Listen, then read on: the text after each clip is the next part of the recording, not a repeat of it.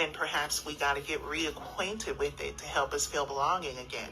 Perhaps we need to get reacquainted with our team's DNA or reacquainted with our team's blueprint for success so that we can feel like we belong again.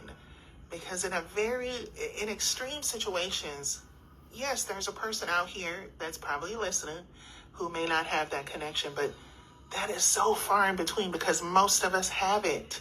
Because if that person who says they belong to no one, when we keep asking them questions and you say, hey, who sponsored you, who's that person connected to, you'll end up realizing that person who says they don't have a team they belong to actually does belong to an organization. And we can gently help them reconnect to that too.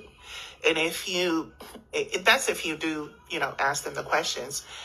But if you're anything like me and some of us on here, and if you have an adoptive spirit where you feel like, you know what, I'm going to adopt them, invite them to come to this and just see if they would find this a winning environment, I'm going to invite them to come and be a part of what I'm doing.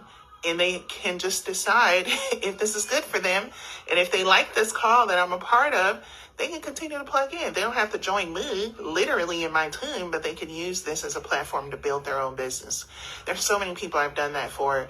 And, listen, some of them are still here in the business. Some of them quit anyway. So that goes to show you that sometimes people complain, but they don't want to do the work to reconnect anyway. So we don't worry about that. But the ones that we actually open the door to and adopt, I say adopt, but not literally. Y'all know what I'm talking about. And I just open the door for them and say, hey,